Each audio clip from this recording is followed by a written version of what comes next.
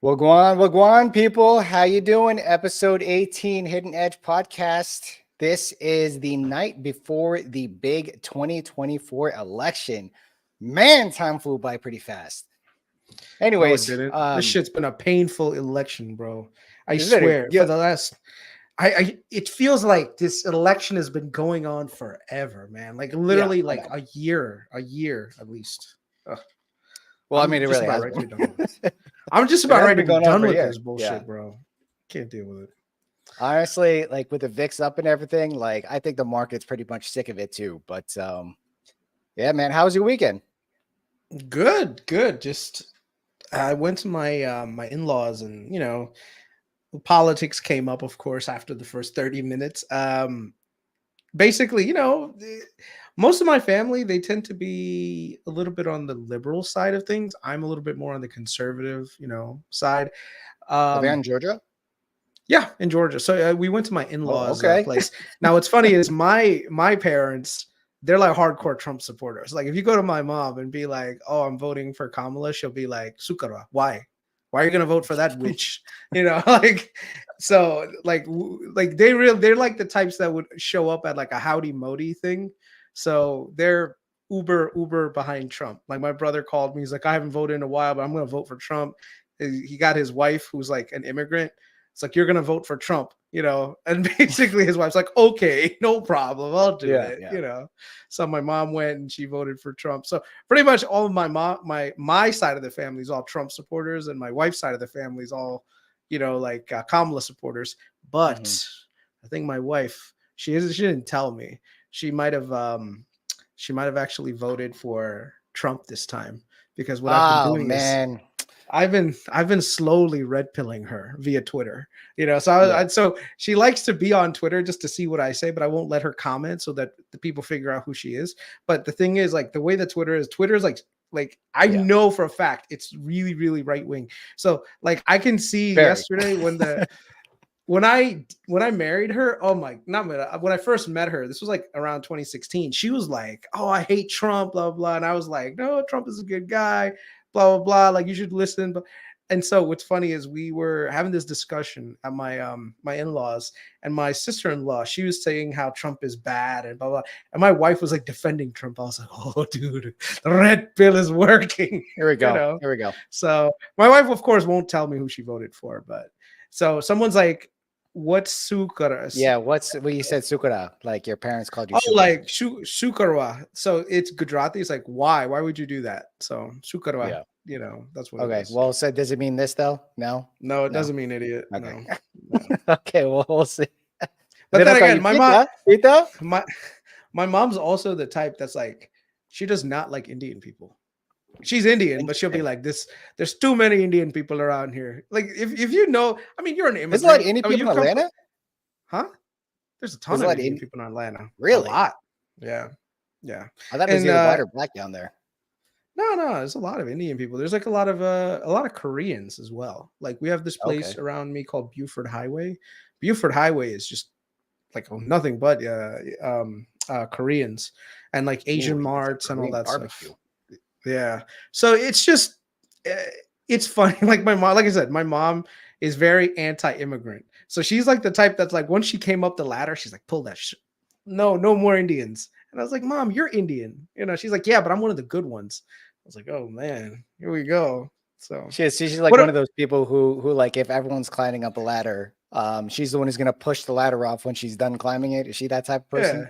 Well, you know what it is? It's because like, okay, this is nothing to be nothing offensive towards my brothers and sisters of Indian descent. Some of you will agree with me, some of you may not. We have some cultural aspects that are pretty backward. And, some of them are really good things. Like every culture is going to have those things that are just amazing. They make society worth living in. But then there's also some social etiquette issues within the Indian community that, like, once you get out of it and you go back to India, like it's more than noticeable. And it's like, why do we have to be this way? Like, why can't we adopt? So they're a lot more assimilated into like American culture and Americana, but they still have Indian roots and they still follow everything that they do Indian wise. But once again, they're assimilated. So if you are like, and I'm sure that, you know, with Filipino people, you see the same thing where there are certain social norms in the Yeah. Philippines that are not social norms here. And like when you go back to the old country, it's like, oh my God, where did I just step back into the fucking 18th century? You know? Yeah, no, I mean, it's not even just the 18th century in terms of technology. It's also the 18th century in terms of thinking too. It's actually really funny because, like you said, that you know your family they're voting for Kamala, right? On my wife's side, because pretty much all my wife's family's around here. They're very, you know, Kamala. They're very left wing liberal. My side of the family, Filipino side as well.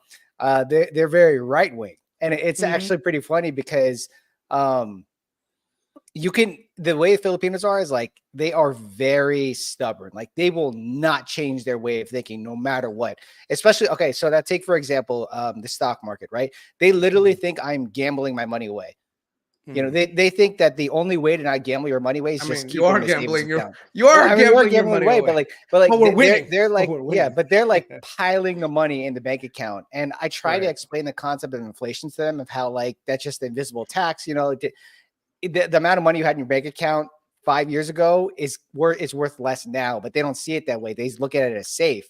And I try to tell them that it's like they will never understand that. Like they will still think, even though the stock market is like twice as much as it was 5 years ago, they will still think that it is just pure gambling, and that it's not that it's pure gambling. They literally think it's like the equivalent of putting your money in a furnace, like just throwing it away. And it's like, well, that's not how it works. But you know, like I know they're never going to change their mind no matter what. They say that goes for the presidency too. Yeah, go ahead.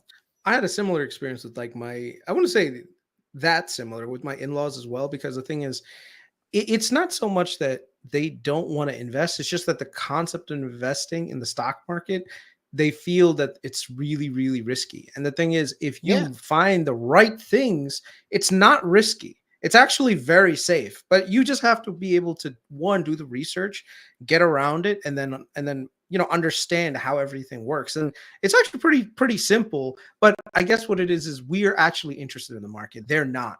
So you know, me telling my father, I'm like, hey, listen, let me set you up with some fixed income. You'll get X amount of dollars by, you know, just chilling. And he's like, oh, well, like, it must be illegal to just get free money. Like, no, it's not illegal to get free money.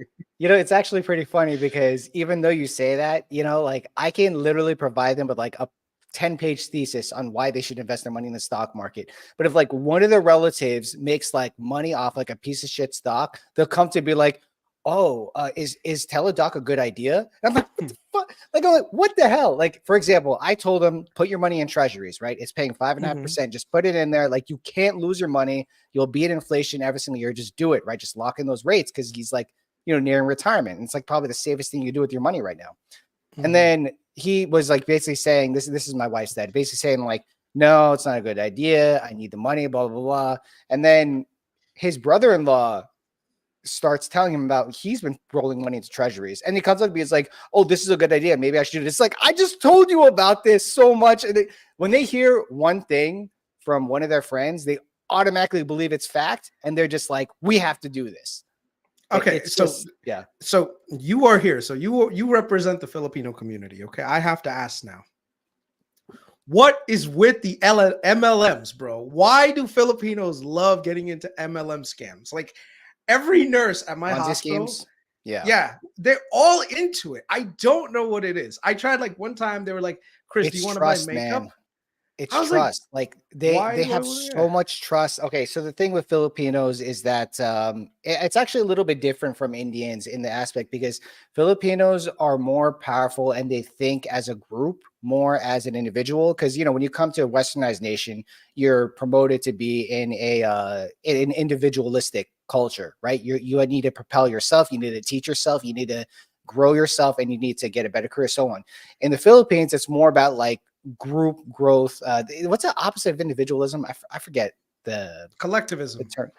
Is it collective? There's like another term for it. But anyways, like Filipinos, like they always send money back home all the time. Like it doesn't matter how little they make, they always send money back home to help. Like it's like you're giving back, sort of. Like you ever seen the movie? Well, you saw the movie Avatar. I'm not going to ask you if you saw it. I know you saw Avatar. And you know how like they all are part of what was the name of that tree that like they all praised and everything? The tree of life. It's not the tree of life. It's called Awa. I feel like that's how they all are, like, but this is how ancient culture is that they all are connected in some way with each other. They collectively as a group versus as an individual. And that's what we are taught in modern cultures, I think, as individuals. And like they always give back because it's like when you give back in a way, you're giving back to yourself as well. And you're growing as a group. And I might be biased, but this is probably one of the reasons why capitalism isn't such a big thing that's practiced in third world countries as much as it is in the US, is because it's just it's not the culture that promotes individualism. They want to grow together, not selectively. Handed though, I mean, there's a lot of rich people in the Philippines that don't think that way, but at the same time, like the majority do, and that's the reason why you stay as a third world country versus propelling into a westernized country. Oh man, I think I just found my my new home, man. I should send this to my wife. I just got an alert. I know check it out. Something is on your mind lately. I feel like you made your gains in the market and you're not like trying, like you've talked about before, where it's like you made your gains in the market and you're not like trying to spend so much time to focus on making more money. Cause like you've well, not, I don't want to say make money, but like everyone has a number that they want to attain. And for me, I haven't reached that number, right? But it sounds like you've reached that number. And no. It's because I'm trying to be tax efficient. I don't have any deductions, brother. Like I'm really like I am effed this year. Technically this year I had my condo until I sold it. So that was my tax deduction. So right now, any of my short-term gains that are coming in, some of my interest income, bro, I'm getting taxed at a 45% tax rate on that thing, and at the same time, it's like I'm giving money away to Uncle Sam. I don't want to do that. If I have a house, I could actually do that, the capital appreciation in the house. But like I'm in this zone where it's like I told my wife, I said, look, I'm not going to buy a house just to buy a house. I want to buy something that we're going to like. It's in a good neighborhood, all that good stuff. But at the same time, it's like, what is going to be the total cost for us if we wait a year or two? Like is the home price going to come down materially? Is the mortgage rate going to come down materially? Or can we go into the market right now? If something good comes on and it's reasonably priced, we can undercut the shit out of it because there's really a lot of the buyers have dried up right now in my area. So inventory is climbing. Believe it or not, we'll talk about this going forward because we have to talk about the treasury market. But but yeah, that's one of the things. So I'm very like the way that I construct my whole thing with the portfolio is it's time for tax planning now. And that's one of the things that I was talking about on the Discord earlier today about how to be tax efficient and use the resources at your fingertips to basically adjust, to basically make some adjustments. So as an example, I have a whole bunch of stocks that I have gains on. Now, the thing is, if I want to, I could just sell them. And, I'm trying to like do something for my in-laws. But one of the things I want to do is I want to just give that to my in-laws as a gift. And then literally now it's generating them income, right? So it's like 14,000, right? So like if I hold on to, 18,000 is the limit, but that's only if you don't want to declare. If you want to declare, you don't have to pay additional taxes on it, because there is a huge amount, but you just have to fill out another form, like a 706, something like that. But the point is, an asset with someone like us who has W-2 income and short-term gains from the market versus someone who's adjacent to us, if the assets were held under their name, it's a completely different tax structure. And so there's a huge tax liability shift that can happen. So everything is legal and above the board. So we have to figure out ways to how to do that. So like right now, I'm sure that you have some stocks and some, shares and something that you've been holding for a while, right?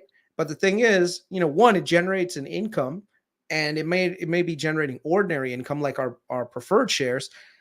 If we hold on to them and we get those distributions, we're going to be paying a 30-40%, tax rate on those fucking things. But if I take that, shift it over to my in-laws, it's a different story. Now I don't have to pay taxes. They are only collecting Social Security retirement. So they don't have a lot of additional income, right? So now the income gets stayed there. The other thing is right now it's trading below par at like 16. Eventually it goes to 25. And it's going to sit in their account. If anything happens to them, they pass away, whenever they pass away, whatever, that can come back to us with an adjusted step up in basis, right?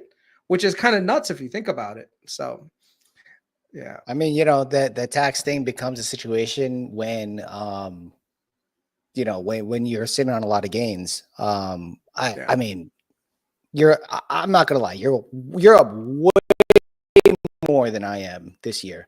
At the same time, a lot of my winnings I've done in my retirement or non-taxable accounts, so I'm not so concerned with those. And I've structured my portfolio so then that way most of my shares and most of my positions that have held for a long time are in the taxable. Everything else is in like IRA, HSA, not non-taxable accounts. So I don't really need to worry too much about that. But I'm like really at a point where I'm like trying to aggressively grow the portfolio. So if it comes to a point where I see something super extended and that the risk reward is no longer there anymore, like I'm not thinking so much about taxes. Like I'm going to take those gains and I'll figure it out later. But yeah, I mean, already 16 minutes into it. Let's get this show on the road. I know this weekend was a very interesting weekend for me, as it probably was for you. We saw a major comeback in the betting polls for Kamala. To be completely honest, I don't know exactly why I did that, other than the fact that probably people in the betting markets decided to take the other side or let things sway the other way. But can you what's your input? Why do you think the betting markets were so offsides compared to the polls and what the opinions we've seen on various news outlets? Like, why do you think it was so different? Okay, so first and foremost, there is a demographic skew that leans towards more Trumpian things. So if you have a demographic that primarily caters to that specific candidate, then yeah, there's going to be an over-representation of people putting money towards it.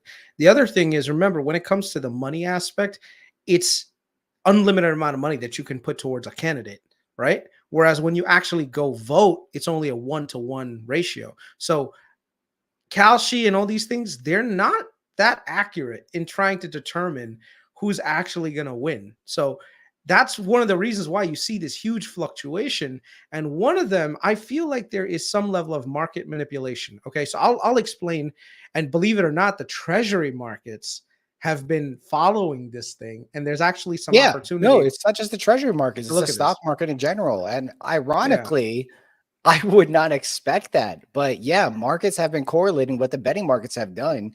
And the only answer that I could think is that the people who are moving the markets are the ones who are moving the betting markets as well. Or let's just say the group of people. But go ahead. So you look at like October 6th. Before that, it was a neck and neck thing, right? But then what happened was there was a few traders. I think there was like a story about a guy from France who had like multiple like $50 million bet on Trump to win. And basically that kind of, and the way that he did it with that, he structured it so that he did an entry slowly into it. And what happened is, as people saw the Trump thing going up, it's like sentiment. People started to kind of double down and go higher and higher towards Trump. But that also meant that you took a negative bet against Kamala, right? Which meant that the Kamala trade was actually undervalued, right? So that's when I got in around the 38s, 39s. Yay. That was a fucking good move on my part. I mean, I didn't put a lot of money in it because I'm not, I don't know these things, but I put some money in Kamala to win, and it's done really well. It's going the other direction now, which is not nice to see. But the point is, this thing it's more of a sentiment check rather than a reality check. The thing is, there are a huge there's a lot of people that are not on here. Like my in-laws, they're voters, they're Kamala voters, they're not on Kalshi. No, they're not. None of them are. It's representative of big money. Like it's like people buying people buying SP 500. The average retail trader buying SP 500 isn't going to move it, but when you have big money buying into something, it will move the stock. And the same thing goes for Kalshi. Like you think buying 1,000 contracts of Kamala is going to move it? No, it's not going to. And actually, I wanted to explain something here. Was that this move represents institutional? This move represents institutional. I think this move that you see right here, this is chasing. This is probably collectively a lot of retail traders, quote unquote retail traders, that are looking at this and like, well, Trump was all the way up here. So that means Yeah. that I have an edge if I continue to bet on Trump and I'm going to win. I don't think this is the same people that did this.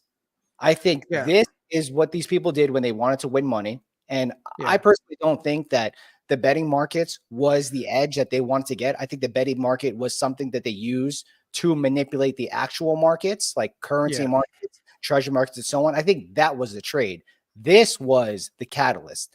The real trade was the treasury markets, the currency markets, and the stock market and the cryptocurrency market. That was the trade. And then now this is the unwinding to get their money back. And now this is just chasing. So ET FaceTime, that's a good question. Can you take profits whenever? Yes, you can take profits whenever you want. I took profits, believe it or not. So what I did is when Kamala was at 48.49, I sold Kamala then. And do you know what I did with it?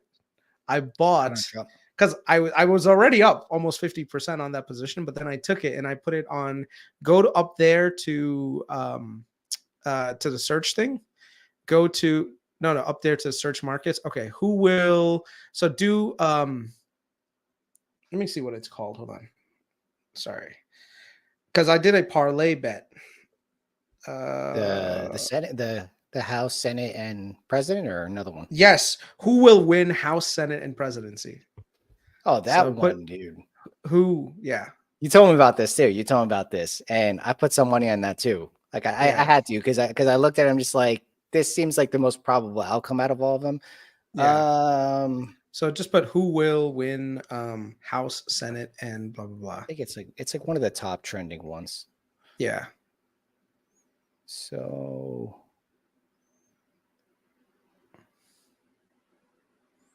you can never find it when you want to find it.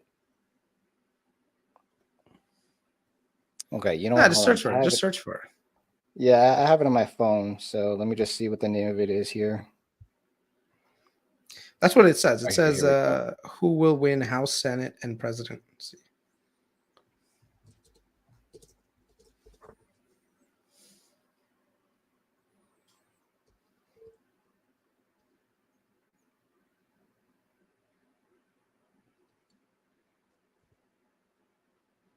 There you go. Yep. And just go to 5 more. So now. Yeah. So these are the outcomes that they have for them, right? Yeah. So this was when I was thinking about selling Saturday night right here. Like these odds were crazy. And it was up like 40, 50%. And I was like, should I sell some? And I looked at the orders, and before I knew it, it was already down here. And I was like, whatever, screw it. I'll just hold on to it. I didn't do it. But, to be honest, like the money that I bet in this, like, I don't care if I lose it. Like, it's just, it's pure fun. Like, it's not. So I have about 2,000 in it, and my potential to win now is about 7,800, something like that. So my original outlay was like 15. Out considerably. Yeah. So it was like 15. Now I got 2, and then 2 will hopefully turn into 8. But the point is, you can see that these are multiple things that have to go in your way to win. So for me to win that amount, right? So like right now at 26%, that means that that's a 4-to-1 odds bet. So basically what happens is the outcomes have to align with what it is. And if the outcomes come to whatever you're saying, they'll end up paying you 3 times the amount that's listed there. So if you look at the House, right? House, in my opinion, is going to definitely go to the Democrats. Like I looked at all the data at the candidate level, and the Democrats have basically just really outperformed, especially when it came to like political donations and the amount of outreach that they've done. So the Democrats are going to get the House. The Senate is going to go to Republicans primarily because of how the race is for the Republicans, with the amount of Republicans running versus the amount of vulnerable Democrats that's running. So the House is going to be Republican. The House is going to be Democrat. The Senate is going to be Republican. Now, the only question that's left is who's going to be president, right? And that's what's really causing a lot of that. Edge. Yeah. Right. That's the one that's like going up and down a lot. So for me right now, I think Kamala is going to win. So, that's the one that I put it with. Look at this. Look at the top bets for the House. the Republicans won't win the House by these top bets right here. So I mean, even the betting markets don't think that they're going to win. Look at it, 224. There's 270 well, in the House, right? there's two. So okay, so if you want to, no, you're looking at, you're the thinking hell? of electoral college. You're thinking of electoral college. 220 is, let me see, how much do you need for a majority in the House? 435 in the House. So right here, 23%, 16% means that the Republicans don't own the House. Yeah. And that's already almost half the entire outcome, and then 17% here, and it looks like it's gaining a little bit of headway. No, they're not going to win the House. Yeah. They're going to win the Senate. I mean, that's definitely going to happen, but that is also part of the parlay. So yeah, all you're really doing is just taking what the most probable outcome is, and then you're kind of putting a little bit of leverage on the presidential bet. There's no way, in my opinion. Well, I mean, it's already part of your parlay. You're basically still pro Kamala for winning. If she doesn't win, then your parlay loses, but it doesn't matter because you would lose your presidential bet regardless. So yeah, that's a very smart move, and the timing was actually pretty good. Yeah. Yeah. So it worked out, man. Like, hopefully, like I said, if it wins, I got myself a little thing, but I need Kamala to win because I also made a bet with Jesse Dow for 500. And I made, because you said you had 2,000, and I'm like, you don't have 2,000. You got 3,000, boy. And then I got 250 with TJ and another 250 with Carlos. Yeah. So I'm going to collect, boy. You're going to collect. You're going to collect 1,000, but you're also going to get blocked on Twitter. You're going to get blocked on Twitter. That's what's going to happen. We'll see. Yeah, it's all good. It's all good. Speaking of certain markets, we were actually, hold on a second. Was that the next thing we were supposed to talk about? Okay, so one thing that I also wanted to talk about as well, something that's pretty important for the markets, and this will actually ease into the discussion you want to talk about when it came to the treasury markets, is this chart right here. Let me go ahead and share this tab. Okay, so we have the fiscal impact of the Harris and Trump campaign plans, right? This is basically the proposal of, or the expectation from a range of how much money each president's going to spend toward the toward government debt, right? And it looks like from this chart, looking over here, and this isn't going to be exact. It might be like off by like, a trillion or two, just a trillion, not that much money. But Kamala is expected to spend less money than Trump, and well, what are your thoughts on that one? In my opinion, though, I look at this chart and I'm just like, I would rather have Kamala as president based on this chart. For me, I don't really care which way, as long as the market goes up, whoever can be president. I'm for one a believer that whatever happens is going to happen regardless of where the president is. Whoever is in power in Congress is going to be more important. But when I look at this chart, what is the fear right now? The fear is the GDP deficit. And when I look at this chart, like, Trump's not going to make things any better. He wants to spend a lot of money, and he wants to do a lot of things. And like the upper region, him is 15.55 trillion. Like, that's pretty crazy. I don't know where they're getting that number from. I haven't looked too deep into this, but I just brought it up for the chart, and it's just like, dude, I mean, like, why? Like, what makes more sense here? Do you want to be more in debt? Because if you vote for Trump, Treasury is going to go down. Treasury yields are going to go down more or up more, and bonds are going to go down more. You vote for Kamala trade is bullish bonds, from what it seems. Yeah, and the other reality is that a lot of the policies that Trump wants to enact, and we spoke about this, is, as an example, the deportations, right? For better or for worse, some of these migrants, some of these people, these undocumented workers, they do work in jobs that pay money, and that money is deflationary because, number one, they compete against people at the lower end of the spectrum for wages, which means that they drive wage inflation down. They also take that money and basically send it over to Mexico instead of spending it within the same economy, which is also another deflationary impact. So when you think about it, Trump's thing with closing the border is probably good. Kamala hopefully will do the same thing, but the already existing people that are here, how do you basically, how do you get rid of the bad ones, but give a path to the ones that are already here, a way that, especially if they've been contributing to the economy for the last 20 years, you don't want to take them away. Like, I know of plenty of general contractors within my friend circle, dude, they're not citizens. Okay. They're undocumented. But that doesn't mean that they're bad people. They still go out there. They still do work. They work around, cash jobs and all this other stuff. And the thing is, they are in a sense, a silent part of the economy, but they do in effect help lower the cost of things, like basically, especially construction, which is a huge part of the workforce. Yeah, it's cheaper labor, right? So one of the things that we all have to realize that not every immigrant is bad. So just remember that. Even the ones that may have come here illegally, some of them have now integrated themselves into the economy. And yes, because they're undocumented and all the other stuff, it's definitely terrible. I don't agree with it. I think there should be a limit on people coming across the border, and they should be done legally. But at the same time, we can't help that these people are here already, and some of them have proven themselves to be contributors to society for a long time.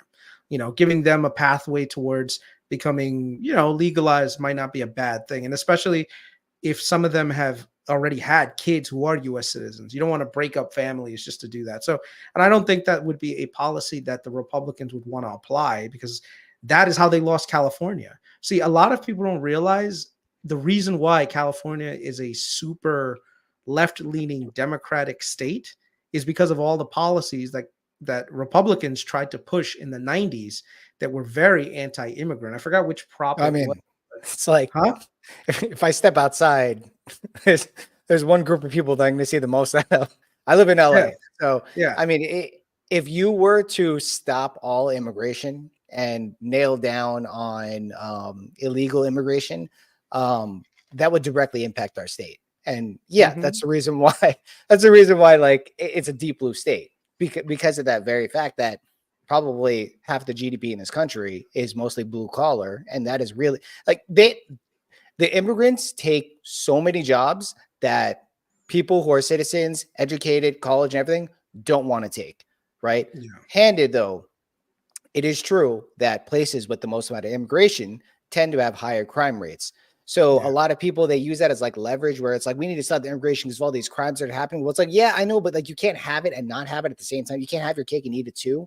I mean, I think it's just the fact of the matter that I think both presidents are going to nail down immigration.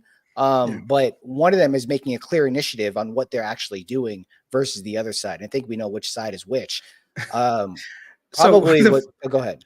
One of the funny things, one of the commenters, Ray Robbins, he's saying California isn't asking for IDs to vote. Yeah, that's stupid. I honestly think that's one of the dumbest things. Yeah, I don't know why. That's like such a basic part of like, society that you should have. Only citizens should have the right to vote. But this also reminds. Have you ever seen Gangs of New York? Yeah. Dude, you remember that scene? Hold on one second. Gangs of New York. Leonardo DiCaprio, Cameron Diaz, and Daniel Day-Lewis. Yeah, there's this fucking one amazing scene. Actor, man. This was one of the scenes I remember. We're not monetized, so it's all good. We don't have to worry about. But we're not there yet. We're not there yet. You remember this scene? Hold on. God, Daniel Day-Lewis is an amazing actor, man. Yeah. That was Martin Scorsese? Yeah. Oh, that's right. That's right. Building your country right there, Mr. Cutting. Americans are burning. I don't see no Americans. I see trespassers.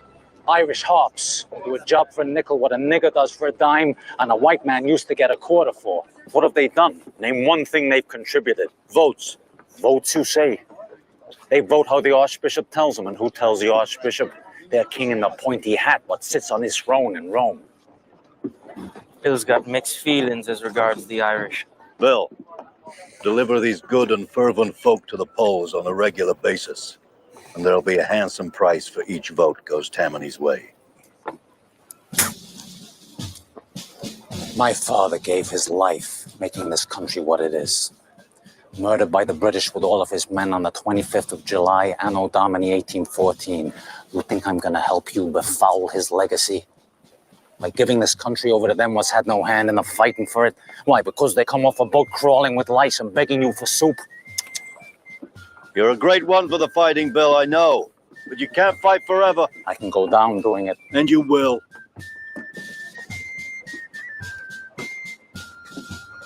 What did you say? I said you're turning your back on the future. not our future. I like who put that video up. See in the bottom there. You're on mute. So the reason why I bring this up is because, if you go back in time, Irish coming over, they came over illegally. They just kind of showed up in boats and said, let's go to America, right? There was no like visa process. You got a visa or whatever, like the immigration thing at Ellis Island. Basically, that's where they allowed you to come in and all that stuff, right? So at the time, we really needed the population to get bigger. And, we needed, like, literally the Irish built certain parts of New York and the Northeast and everything else. And it's the same thing with the Chinese that came in from there. So the thing is, even if one generation is illegal, the next generation tends to be citizens because they were born here, right? And the one after that becomes more Americanized. The thing that I want to just say about illegal immigration, which once again, I disagree with illegal immigration. I think right now we have a society full of, of laws, is we need to be better about assimilating people into our culture. The one thing I hate is when we make not exclusionary, but we make policies that cater to non-assimilants. And let me explain what I mean by that. We should not have documents in Spanish. I think English should be the official language of the US.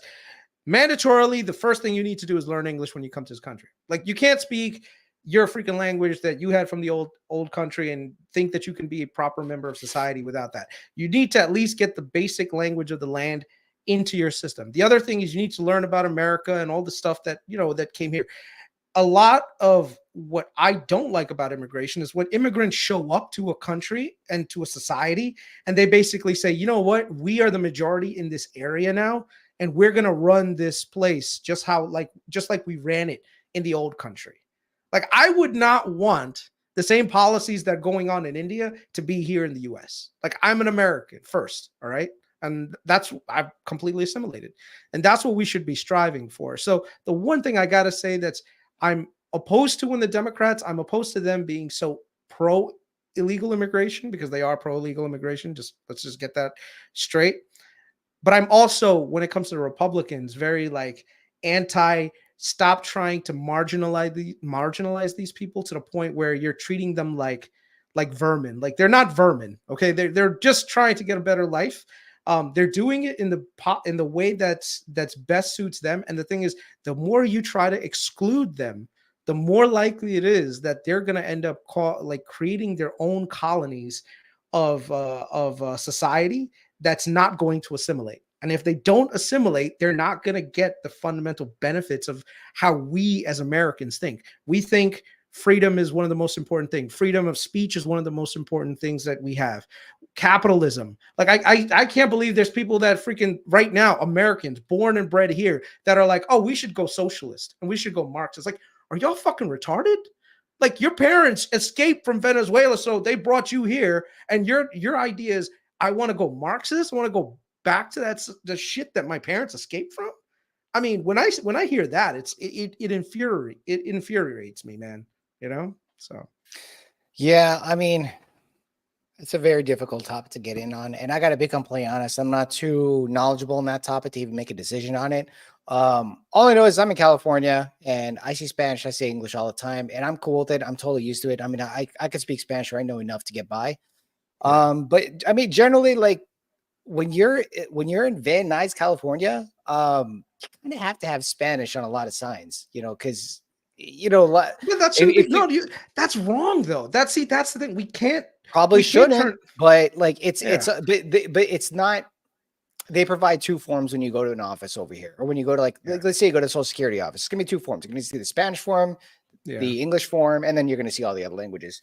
But the other signs that are in Spanish is mostly for businesses, and they could do whatever the fuck they want, right? Like, these businesses, they can put their title in Spanish if they feel like it. That's a business. They can do whatever they want. But when you start seeing like governmental offices put Spanish as their primary language, well, then that's the part where they probably shouldn't do, because this is America. English is the primary language. You speak English. But, if you see like an entire shopping center, which I have seen just down the block, where it's like every single title of each store in that shopping center is in Spanish, like, That's just the business they're in. They can do whatever that's capitalism right there. They can do whatever they want. If they're getting for me though, if I see a Spanish child in a deli, like, I mean, I'm probably not going to walk in there mostly because it's like, I don't even know like what kind of, like I'll go to 7-Eleven for that matter, but like for other people who are over here where Spanish is their primary language that they speak at home, they could be like, oh, this is cool. That's like, it's 25% off. I'll go over there and buy it. That's capitalism at the best. For most places. I don't know that, again, like I'm not too knowledgeable in this topic to know. I just know what I see around me. And I live in the Valley in California, which is like 50% Spanish. So I'm used to it. At the same time, I see homes around here.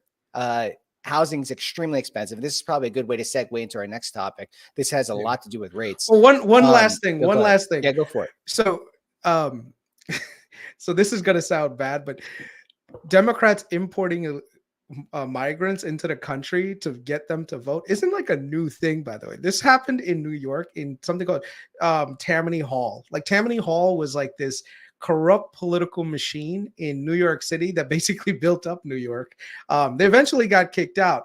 But every time the election comes up, it always reminds me of this one scene from, once again, Gangs of New York. Let me just share my screen. God, such a good freaking movie. I got to see that again.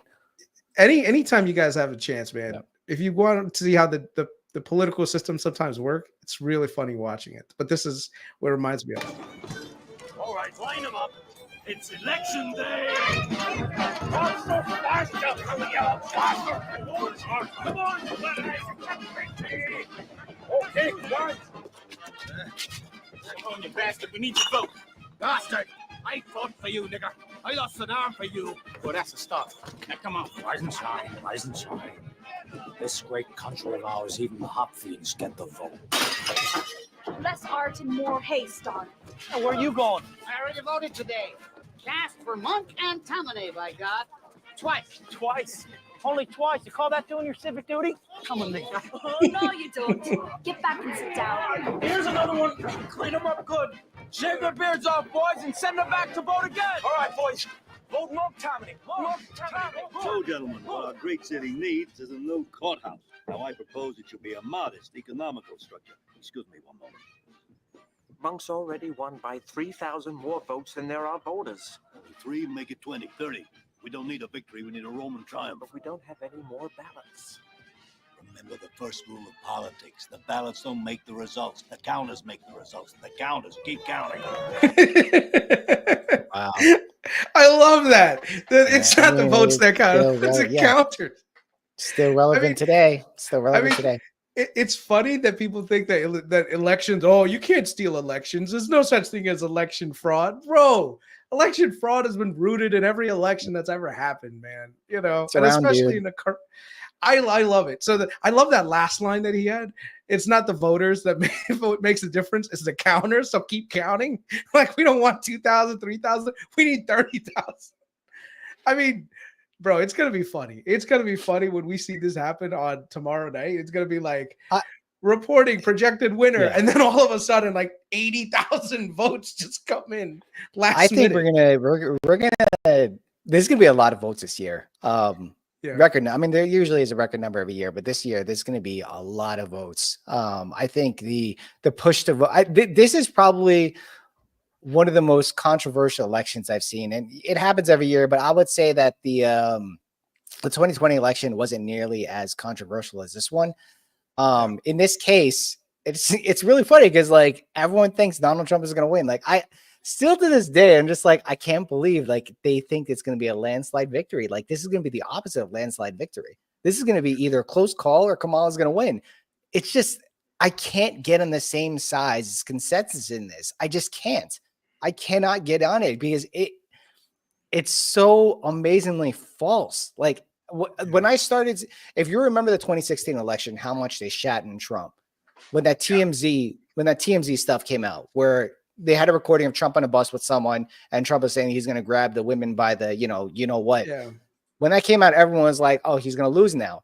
And the dude won. He won against it. And then guess what happened for this election? I don't know. And it wasn't just on Twitter. I've seen it everywhere. Just like how many posts and recordings where like people edit this, edit that, and make Kamala sound like she's dumb or whatever. And the woman's not dumb. Okay, like if she was dumb, she wouldn't be where she is. Okay, so I don't care what people say. Like you can't become the vice president of the United States by being an idiot. Like you are smart. Okay, I don't you know. know. No, hold on. I'll disagree on that one. Let me tell you why. No. I don't think. How can you possibly become the vice president of the United States and be dumb? Okay, So like I think smart is subjective. Okay, so my idea of smart is probably not the idea that you think it is, but all I say is that you kind of know what you're doing if you get to that point. See, when I was in the Army, I remember the officers, the higher up you went, you would think that, oh, the guy must be smarter and smarter and smarter, right? Like the officer chain of command. No, it's the opposite. Dumber and dumber and dumber. The reason why is because if you were good, people wouldn't notice you, they'd keep you. But if you were stupid, there's an easy way to get rid of you, to promote you. And they just keep promoting the dumber people to the top. I'm telling you, it's the same exact thing happening. She is failing her way to the top, man. Bro, she couldn't even win a Democratic primary, okay? And she's now she's going to be a president. Just, oh, God. They had no choice. The DNC had no choice. Yeah. If they put someone else in the seat besides Kamala, they would just hand Trump the victory. They just hand it to him. There was no other candidate they could have possibly done. So they didn't want to risk putting that primary vote on that. I could be wrong. Yeah. But I'm just saying that Kamala was probably the best chance that they could have possibly won in this election, mostly because they need to unify the entire party. Obviously there were better candidates. For sure, there are better candidates, for sure. But if you want to win this shit and you want to get all the funding and campaigning for it, you got to put Obama in there. Oh, I'm sorry. You got to put Kamala Harris on there. Yeah. It's Obama. Obama is running, by the way. Obama's running. Okay. Yeah. Obama has been in presidency for more than 2 terms. Easily more than 2 terms, dude.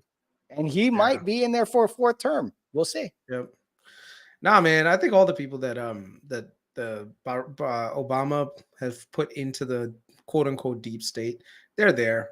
But then again, you know what? In terms of like Obama's economic policies were not bad. Like we did well. We recovered really well post great financial crisis. So we'll see what happens. I'm keeping. Do you know who really would have messed us over? If McCain would have got in charge, dude. McCain was a complete idiot. Like, thank God. That was in 2008. Thank God we never got. Yeah, McCain. 2008. Yeah, McCain was like a terrible freaking like. No, we got lucky. And the thing is, Republicans right now, they're half and half.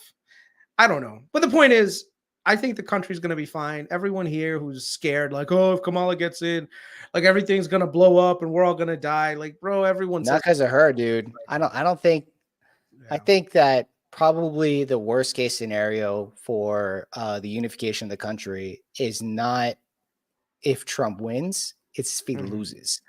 Because if he loses, you think he's going to concede?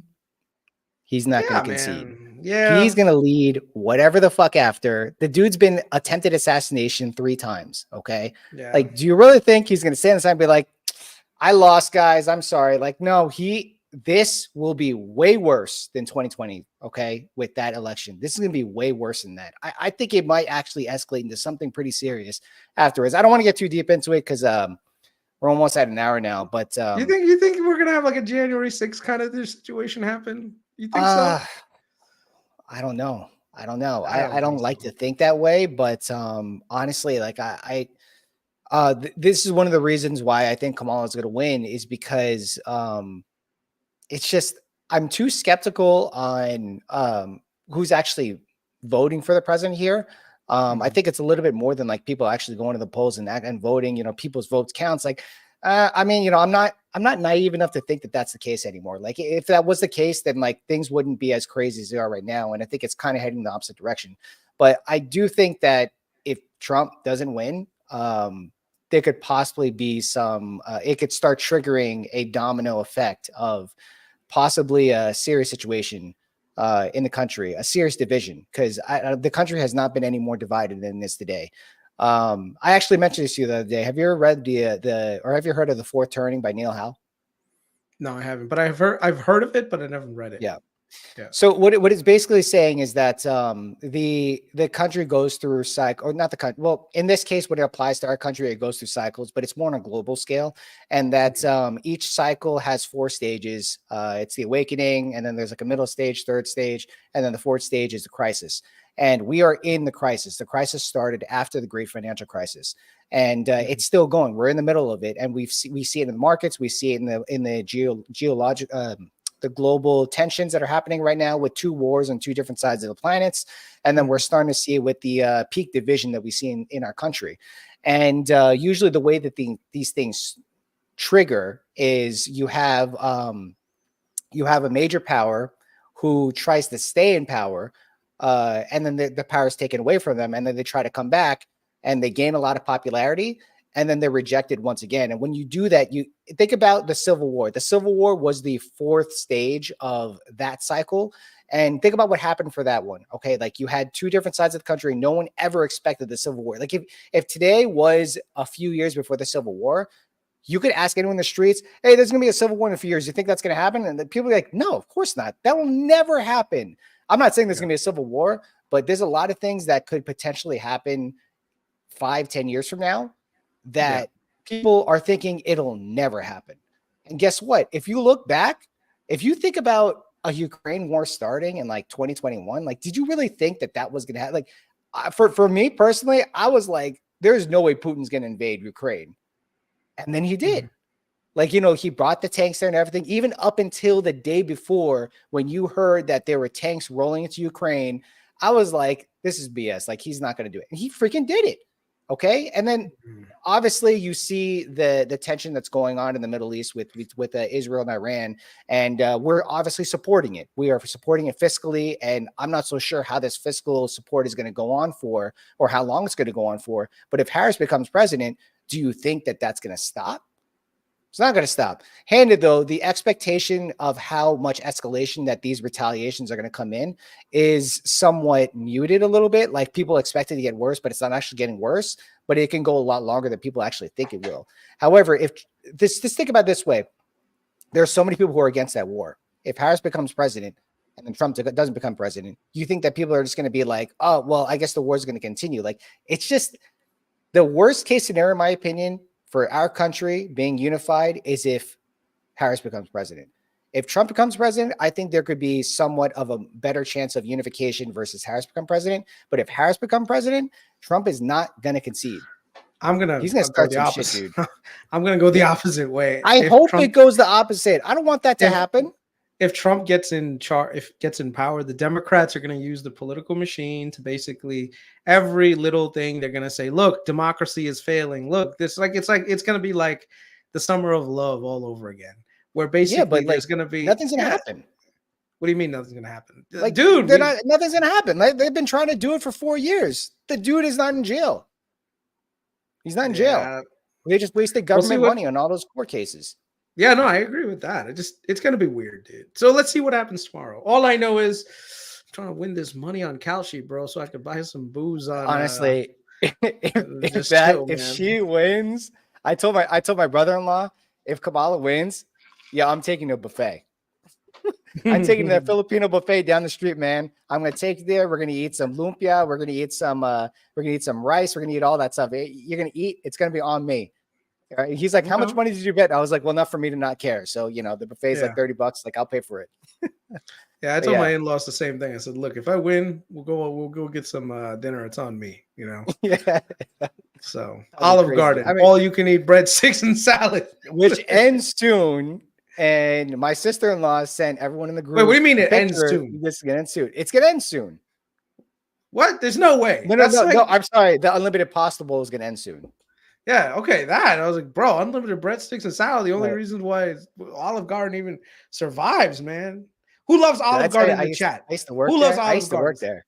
I used to work at Olive Garden? I was a server at Olive Garden, man. Like, that place is so good. Even I eat their food for free, even during my lunch break. Like, Olive Garden is so good. The hospitality there is insane. The 4-cheese ziti. That was like, 4-cheese ziti. That's my jam, man. That sauce that they use in the 4-cheese, the 5-cheese marinara, that's actually, they literally take the marinara sauce and they mix it with the Alfredo sauce. That's how they make that sauce.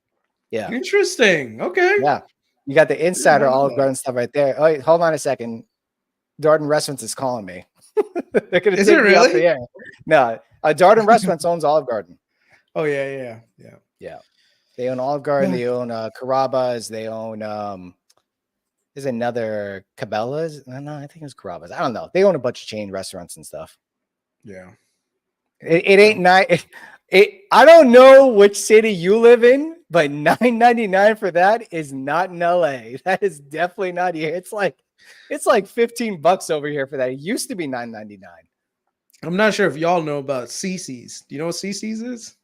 CC's Pizza? Yeah. You know what CC's that's is? like pizza, right? That's that, bro. When I was young, when we were poor, bro, CC's was the jam. I don't know if anyone here in the chat. I still go man. I still go to Sizzler. I still go to Sizzler. I still go to Shakey's, man. I still go to those places. What's Shakey's? So I don't know if it's a well, okay, I'm not gonna lie. When I was in the East Coast, I've never heard of it. And then when I came out here, my friends were like, "Yo, let's go to Shakey's." And I was like, "What is Shakey's?" And they basically it's like a CC's where they have unlimited. It's like you know how pizza used to have like the buffet where you go in there. It's like unlimited pizza, and they have all these like side unlimited items and stuff like that. Is basically Shakey's, and I love that place, man. It's like $15 for like unlimited pizza, salad, spaghetti, and stuff. Yeah, no, you cannot beat CC's $4.99 adult buffet Mondays and Tuesdays. $4.99 unlimited pizza. Bro, if you were a kid and you know like your parents didn't have money, you knew CC's was gonna be a good time. You know, I'm telling you, CC's. Let me see. Let's find some locations near. It's in California. When Lambo, what do you? When Lambo, when CC's, man, when CC's. They got some in Georgia. I'm gonna tell my wife. Athens. There's none around. There's one in Savannah. All right, I gotta talk to my brother. Maybe we'll go to CC's. Let me see. Where else? Texas, New Mexico. Yeah, man. CC's was the jam. Honestly, man, I don't care how much money I make in my I hope I make a lot of money in my life, but like I will never stop going to these places. Like I will never be a Morton Steakhouse. I will never be a Fleming's person. I don't like going to those places. I like going to those cheap takeout places. I like eating them all. I like my cheap lifestyle the way that I like it. Me too. And you know what Shakey's is the shit. Rotate that stuff. With you'll have to take me to Shakey's if I'm in California. I've never had. I will too. And their beer is cheap too. It's good. It's good. Wow, I had so many things on the agenda. We literally didn't go over more than it's okay. It's okay. It doesn't matter, man. We're all betting on CC's. Whether it's Kamala or whether it's Trump, everyone is gonna have a good time at CC's. That's what I know. I'm gonna let my in-laws know. Like, let's go to CC's. CC's don't even know who's running for president. To be completely honest, they're just like unlimited pizza. Let's go. In-N-Out is overrated. Sorry, guys. I'm not a fan. I don't like In-N-Out. I live like a block away from In-N-Out. I'm not a huge fan. I like Shake Shack and I like Five Guys. Five Guys when it first came out, oh, that was the bomb. But I haven't really hankering. Shake Shack, that's not popular out here. Really? And I mean, it's a New York joint. It started in the East Coast, and yeah, I mean, when I was in New York, like Shake Shack was huge. The lines were like all the way around the corner. Over here, they opened a few locations. One of the first locations in LA, and it was busy for like a minute, and then like no one goes there, and they're like closing half the stores now. It's just not making it out here because in California and in the West Coast, like there is so much competition with these burger joints. Like in New York, there's not a lot of burger joints. So they have a pretty good market over there. Over here, it's just so saturated. And to be honest, I like Habit Grill. That's because we got what is that thing called? The corner delis, bro. Bacon, egg. I still miss the corner delis from New York, man. You remember bacon, egg, and cheese? Bacon, egg, and cheese. And a coffee in the morning. Oh my god! Yeah. 2 in the morning, be like, you know what? Let's just go to the corner deli. Get a bacon, egg, and cheese. I used to get a Philly. What's the name of that place that's off of Madison? No, is it Madison Avenue? It's like around 50-something street. It's on the east side. Are you talking about the chicken and rice place? No. It's a Jewish deli. It's a Jewish deli. Cat's Deli. Cat's pastrami, right? Cat's Deli. No, not Cat's Deli. I don't know. It's a bagel joint, but like every time I go there, like when I first visited New York, because my wife, she's never been to New York until I took her there when we started going out. And then she was never a bagel person. She grew up in LA. Well, not grew up, but like she lived in LA when she moved over here. And she didn't know what I really meant by bagels and pizza and stuff. Like she just was like, it's just bagels and pizza. What's a big deal? And I took her there, and like she would every time we go to New York, we bring like a bag full of bagels and we fill up half the suitcase with bagels and bring it back. You cannot get that shit in LA, man. Bagels in LA, they suck. They're It's like the water, this small. They're like this small. It's the water in New York. That's what it is. The That's water. what makes it. That's what makes all the pizza delicious too, man. You know? Yeah, the Italian food and everything. Yep. All right. What else? Last thing. Last thing. TLT, and then we'll call it a day. So TLT basically is running opposite. So Kamala wins. TLT will go. TLT will go up because as the price of the bonds go up, the yield goes down. So right now we started to see a little bit of recovery in the Kamala thing, Kamala trade. So that's why we saw TLT kind of like rise a little bit. And I think maybe this is the directional bet that we can make on Wednesday morning, depending on who's likely to win. You know, so if we get a Harris win, I might end up buying some TLT spreads in the morning that are like. What's the terminal rate you think on the US 10-year? I think the Fed is wrong. Let me just be very blunt. I think right now, according to the summary of economic projections, they're saying 3% is what they're looking at. So they're probably going to end up, getting it around the same thing. I think it's probably going to be closer to like 2-ish, 2.5-ish, which means 3.5 on the 10-year is possible. The reason why I say that is because I'm seeing a lot of data points that are telling me like housing is collapsing in certain parts of the country.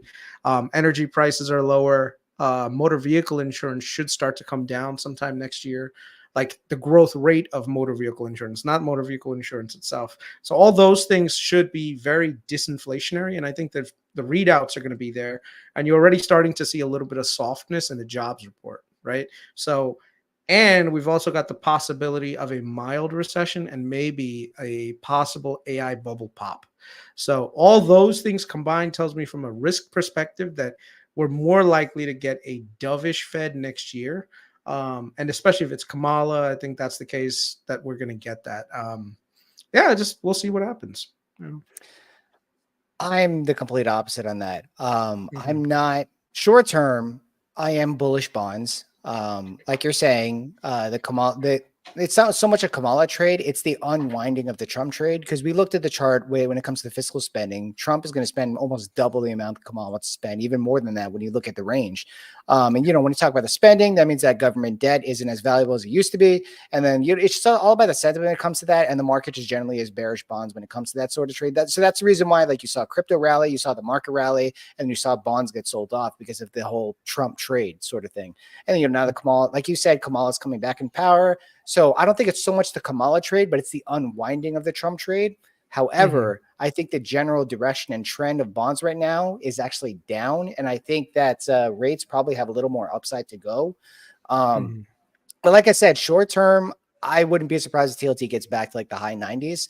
But you already saw the bounce today. TLT made like a 2% jump. The rates jumped down like 15 basis points or something.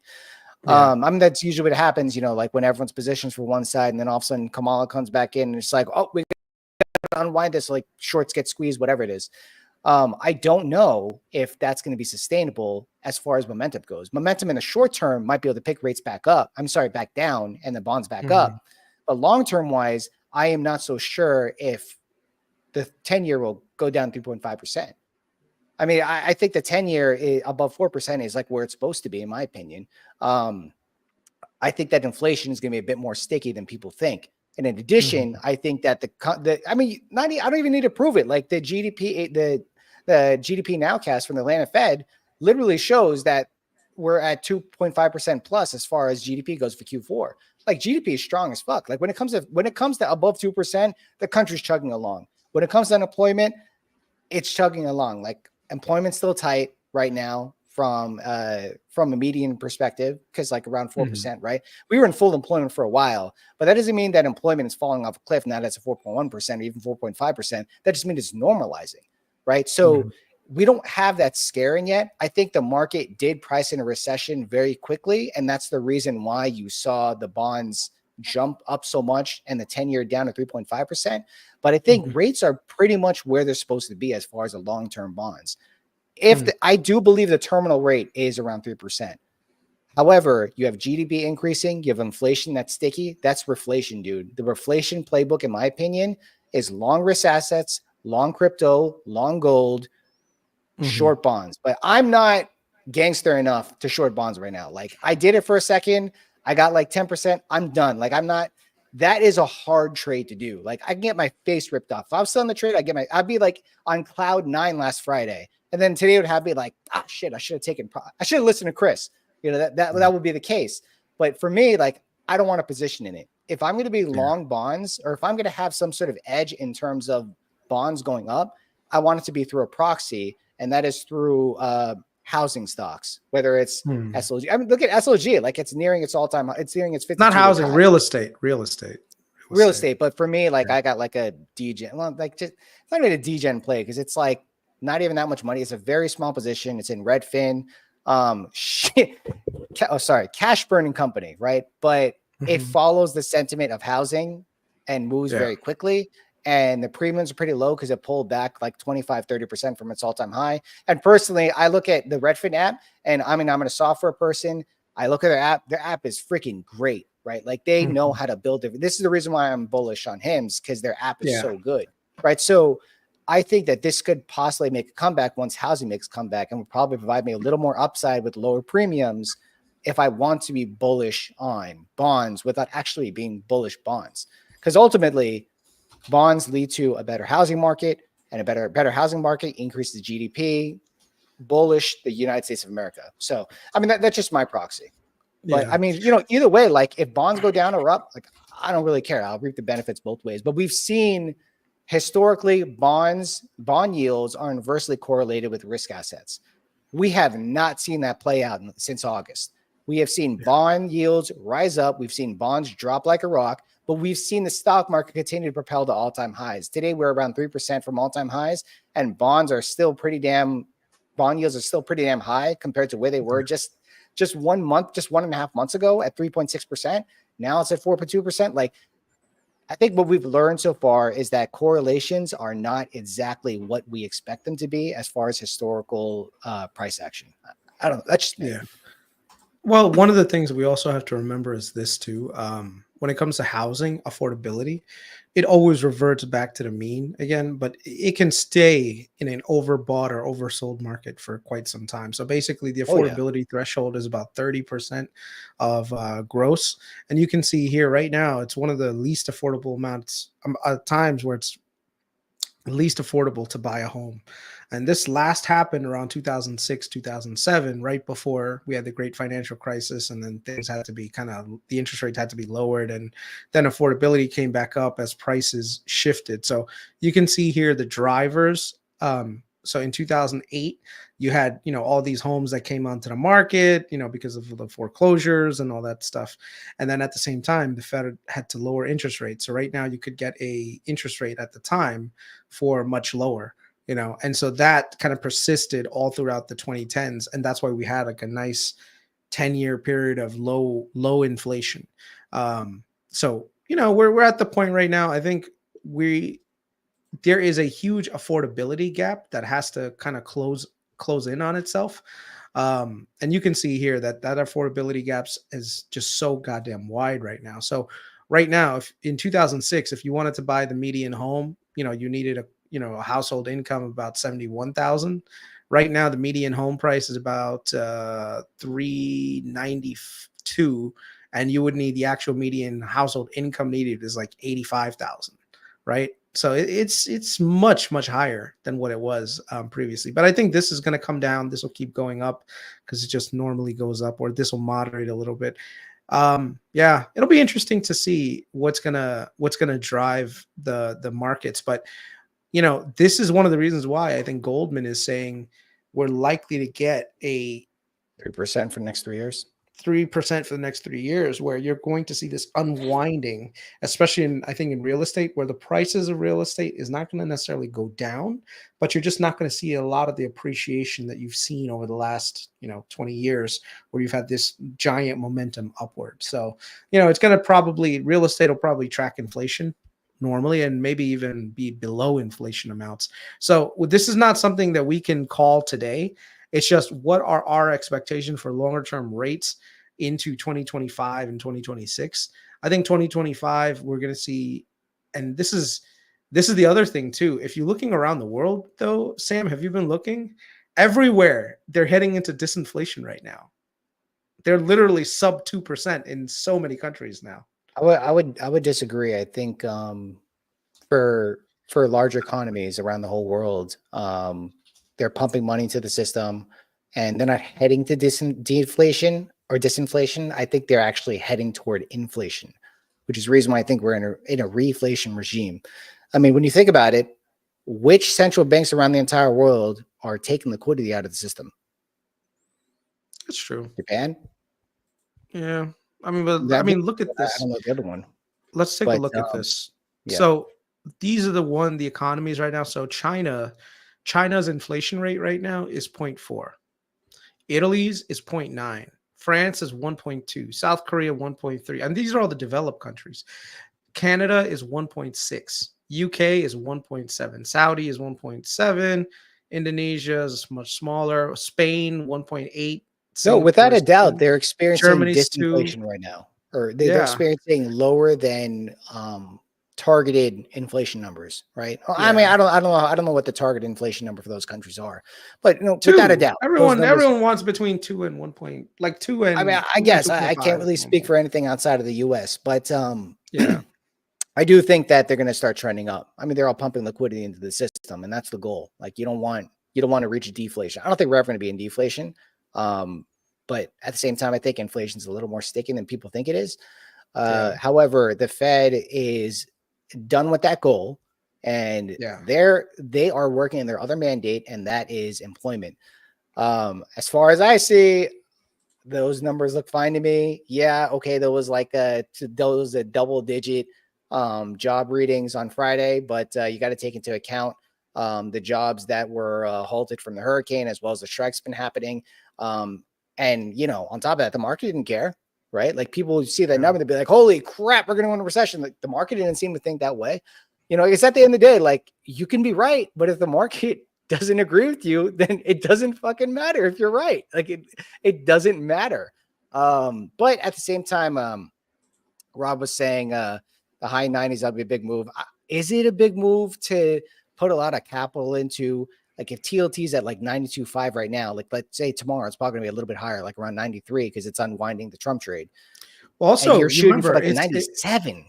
You're also hedging against fear. Right now, we do have an overbought stock market right now. By any measure, if you look at it. So if you want to basically, look at Buffett. He's sitting in cash right now, which means he's sitting in treasuries, right? He's literally sitting in treasuries.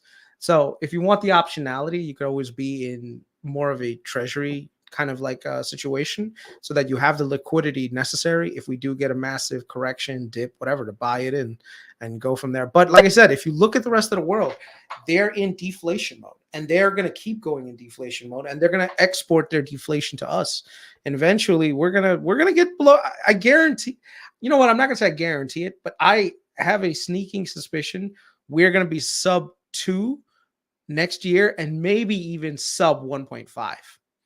I mean, imagine CPI comes down to 1.5. That would be crazy. But I think it can happen, especially with AI, just basically increasing productivity exponentially, while at the same time, all these companies doing layoffs, energy prices stabilizing. I mean, dude, 1.5 would be amazing. The only thing that's trending against that is that all these labor unions have been able to push for higher wages that are like consecutive for the next 5 years. So real wages for anyone who's a union worker is going to be freaking amazing, because you're going to get a consecutive 5-year period of, higher than inflation. Wages have not spiraled down. In fact, wages are still increasing. Like there's still people asking for, there was a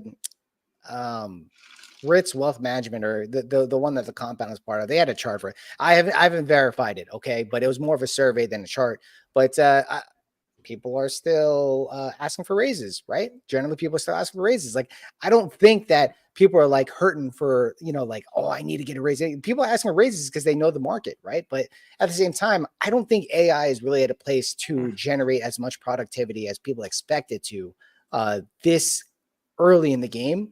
To take over that, like it might for mega cap stocks and mega cap companies. I don't think it's going to be so much for the small businesses, and small businesses make a large portion of the GDP.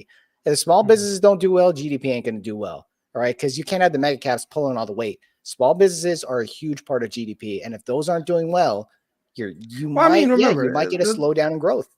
Well, the thing is, the labor market is all going to be dependent on, whether or not you have jobs, right? Like, you looking at this trend right now of job openings, it's trending down, and it's trending. I don't see it breaking anytime soon. And if this trends back to 2016, 2017 levels, where we have a little bit more of a, balanced job market, I don't think that this is going to stop. Recessionary. I don't know, man. I don't think this is going to stop, brother. I think this is going to keep going down and probably end up somewhere around here. Which case now there's going to be a lot more people looking for jobs. In which case, yeah, we'll see what happens. But yeah, I mean, I right now, I think like we already seen the numbers. Like, it's basically full employment, right? If you look at the early or the mid 2010s, like those are normal levels, right? The Fed has kept rates low for a long period of time. Like, yeah, but Sam, look at this. Like that, look at this trend. What is going to break this trend? Tell me. That's normalizing. That's not rapidly deteriorating. That's normalizing. In my opinion, looks like it's gonna. I'm not gonna be blind, okay? Like, if the median is 11.4K, like, holy shit, like we're all heading toward a recession right now. But the median is not 11.4K. The median is more pre-COVID. COVID screwed everything up. The median is like, I can't see it. You're over it, but no, I'm just saying. Like, if you look at we're normalizing, my opinion. If you're looking at the population is going up, right? Because of mass immigration and, overall just natural growth. And at the same time, jobs are going the other direction. I don't know, man. I think employees in the next couple of years are going to have a tough time asking for raises. And if they have a tough time asking for raises, it's going to end up resulting in more disinflation. Huh? I don't know who's asking for raises right now. Like, the way that I see it right now, my coworkers, and I live in a very demanding industry. Field. Yeah. You field. No one's asking for raises. Like, I'm not going to go to my boss asking for, like, motherfucker, you want a raise? You want another coworker? Which one do you want? Like, I'd rather have the other coworker. That pays off more for me than a raise. That's one of the reasons why, if you look at that whole thing that happened with Amazon, where Amazon just said, listen, y'all are coming back to work full time, 5 days a week in the office. And they were like, no, okay, separation, let's go. See you later, dude. That's like 2 years ago, the easiest way to not pay for severance. 2 years ago, it was a completely opposite story. So I think eventually it'll come down, and we'll see what happens. I mean, to be honest, like, the hedge idea probably works, but I want to lock in interest rates, man. I'm trying to buy up some freaking long dated. Yeah, bonds, my brother's pissed. My brother's pissed, man. He's been rolling short-term treasuries for like 2 years now. And he did it the other day, and he was like, oh man, it ain't 5.5%. Now it's like 5%. I'm just like, oh my God. Could have put the money in SPY and it would have been great. Yeah. Lock it in. You treasuries.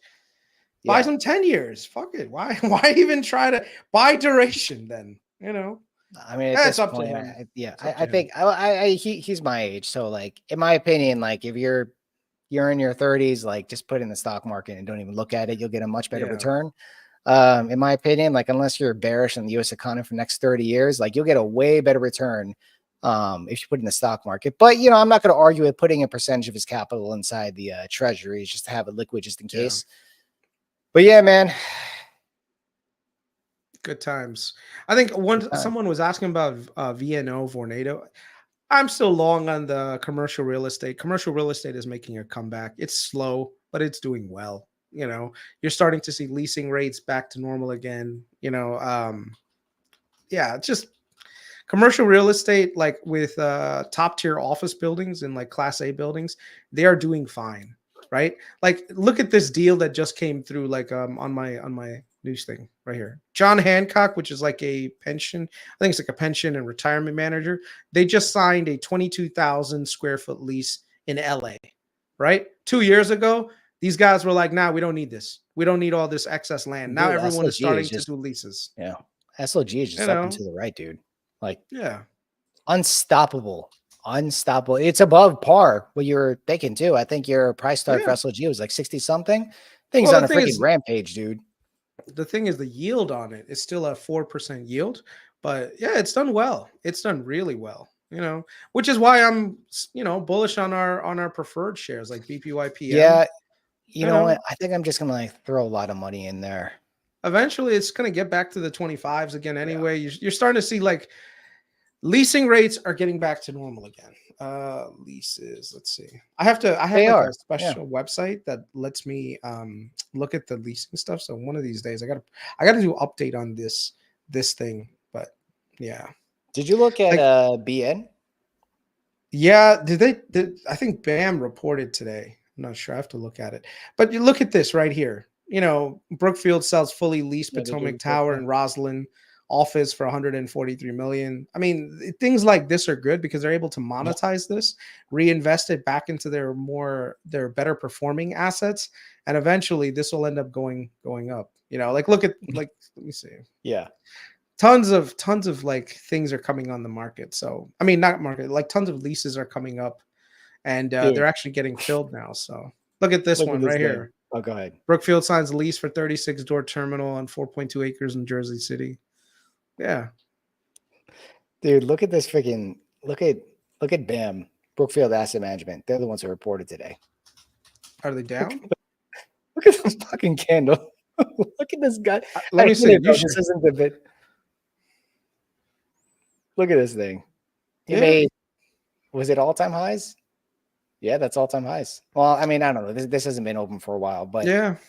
like, Jesus. Hey, listen, all y'all should have been looking at the Brookfields. Brookfields is where you want to be. Look at BN. Daniel BN is doing the Punk same thing. is fucking killing it, dude. He's been calling out Brookfield for the longest time. Like, he is killing it right now.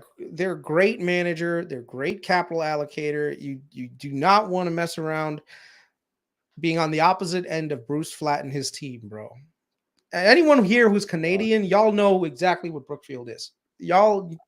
They're like literally Berkshire Hathaway of Canada. So BN is a great place to be also. Man, you're giving away too much of our game. Then people won't join the Patreon. And That wasn't there's no edge there. There's no endorsement. There's no endorsement of BN by like us. if you're gonna buy BAM now, like the edge is gone. You know, you were calling this stuff out when it was in its 40s, sub 40s. And then even BN, you were calling it out when it was like in its in its 40s or sub 40s as well. 30s and 40s. Yeah. Yeah. Look It's at this doing well. like Like it's not something I would buy right now. Like that's just unless you want to park capital. Probably safer than Nvidia. Look what YouTube is revealing edge capital.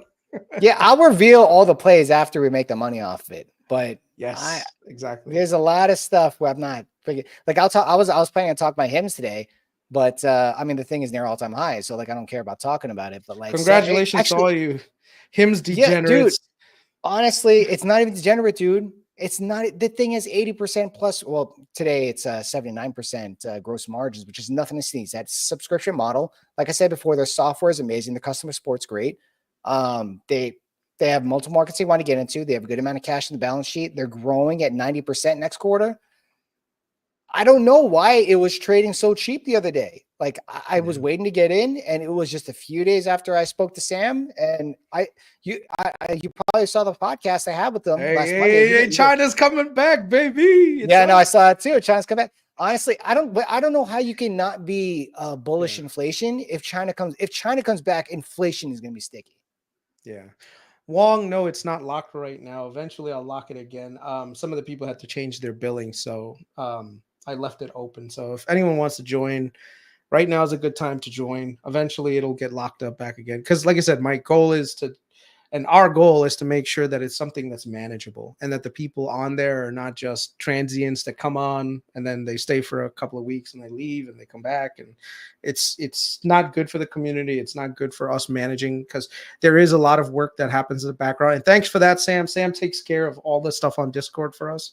And that's a pain in the ass to deal with. But, you know, it's, you know what my favorite channel on the Discord is? The goddamn win section. Dude, I'm looking at this. That's good section. Part of me is a little envious, though. I'm not gonna lie. I'm a little bit jealous of. I'm jealous of Raj. I'm very jealous of Raj because he just puts it on there. I'm just like, Raj, what the hell are you doing, man? You're just like degenerating into these, and then he wins. And then he wins. Yeah. So I was like, Raj, maybe if you started a Patreon, I'll join it. You know, you give me your place. Honestly, I mean, you called it the other day. And you told a lot of people on the Patreon, like, you just gotta just sit on your winners, right? Like, just stop looking for like the next NVIDIA, stop looking for the next CCL, whatever. Just sit on your winners, just let it run. Like, why? Like, you know what's gonna be the next NVIDIA?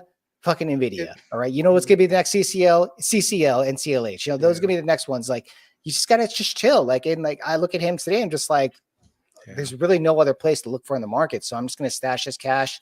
Maybe buy some gold, maybe buy some others. I meant it in love. Big Billy, I meant it in love. Okay. Trust me, all you hymns people, I envy y'all. Okay. I am so happy to see you guys told me on the other day, I can't believe we missed hymns. And last week it was an 18. It was trading below 3 times price to sales forward, growing at 50% forward at the time. I just now don't have they're a lot growing at 90%.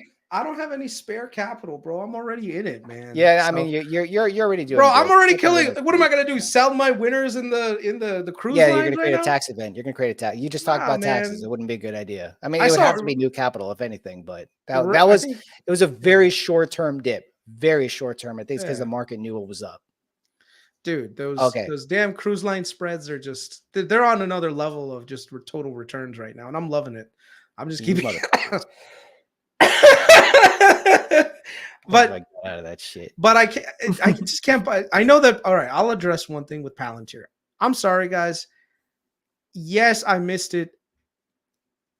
I don't care though. It's not enough for me to be buying Palantir because then I'll just sell it anyway because I have no confidence in it. So yeah. Everyone I knew was so bearish coming to this earnings, and I was the only motherfucker out there that was like, it's going to go up because you guys are so bearish in this. People who are long-term shareholders of Palantir, bullish as fuck, trim their Palantir. People who are not in Palantir or one hedge position bought puts. And I'm like, I'm not going to buy puts. Okay. And I didn't say anything. And I'll say it right now, I bought fucking calls and they are they're going to do great tomorrow. Like, it's not a big position. Like just a little bit. Rob has actually mentioned something really cool.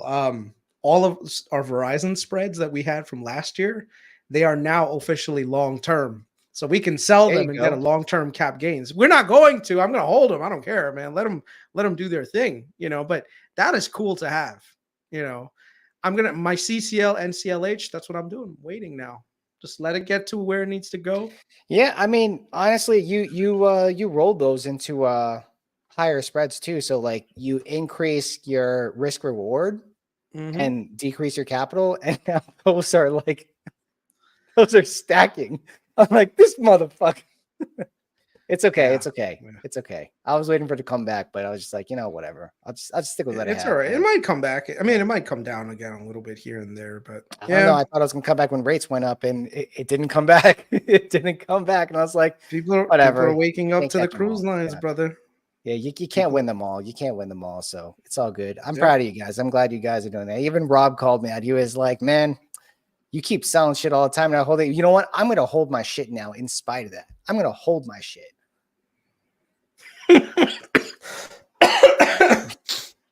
All right. Well, I think that's where we end.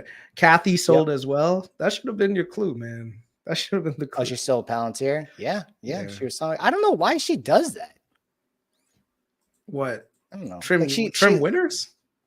She trims winners and waters. She trims flowers and waters the weeds. Like, I don't know why, but like she doesn't do it a little bit. She does it all the time. Like I don't know why. Like you're bullish Tesla, just fucking hold on to it. You're bullish Palantir, just hold on to it. Why are you selling it? I think it's so sad when you see this, man. When you see like ARK, literally the last 5 years. 5 years, okay. No, not only no dividend, but dude, if you bought, you're literally flat. 5 years flat.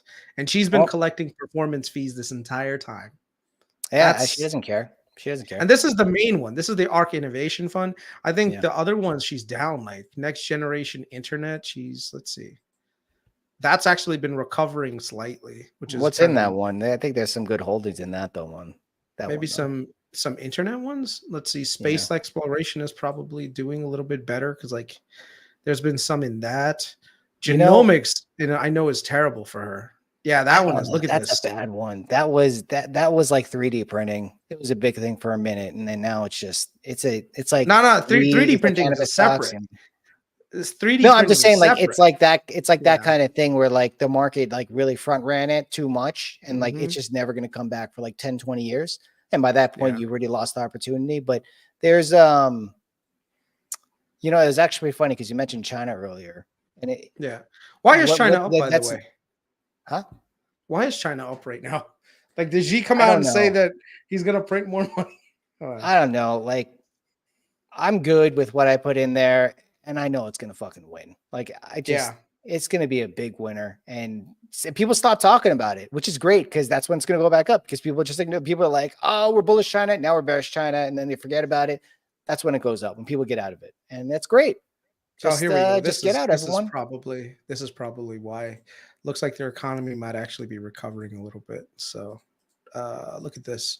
China's services activity picks up in October as stimulus impact emerges.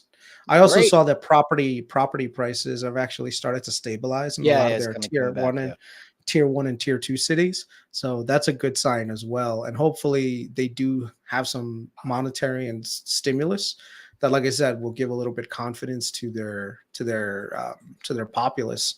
And it'll be good. I believe they're loosening rules on foreign investment. Okay, yeah, man. The China trade is good. That's a good hedge to be a little bit outside. Wow, Bob was back over 100. Is it? Hell yeah. Yep, back over 100. Are you stacked up in Baba? Maybe. I don't know. All right. Not stacked up, but like I have some good nakeds in there, so I'll turn those into spreads in a minute. But we still got I'm not sitting anything short dated. I'm like, the earliest for me is 2026 earliest, and that's like everything else is 2027 or shares. Like, I'm just gonna wait. I don't want to pay attention to this shit. I wonder if China's rallying on the back of like Kamala winning. You think Kamala winning is bullish for China? It is all an unwinding of the Trump trade. All an unwinding. It is literally like, I am so surprised how much the markets reflected so much in this betting markets. Like, it's just so stupid. But hey, man, that's arbitrage. It's arbitrage for you. But it is an hour. It is an hour and a half. Shanghai, look at this. Shanghai's rallying. Shanghai's up 2%. Look at that. HS Tech is up 2% too. That's that freaking like tech stuff, dude. Let's go. Let's fucking go. Yep. There's that guy on Twitter. I don't want to say his name, but he's like 60% of his. It's like Michael Burry. He's like 60% of his portfolios in China stocks. And like I remember looking at. I was following him for a while, and like 2 or 3 months ago, everyone was talking so much shit about his portfolio, and now it's like, who's laughing now? Who's laughing now, man? He's laughing. I told him like, everyone here, huh? Are you talking about Tepper? No. This is dude on Twitter. Twitter. Like skinny guy with the glasses. I don't know if he appears in your algorithm, but yeah. All right, time to call this one done. Yep. We are over. I got to get my kids. I got to go freaking grocery shopping. So this is going to be a very fun night for me. All right, take care, brother. Enjoy. All right, later, guys. Have a good one.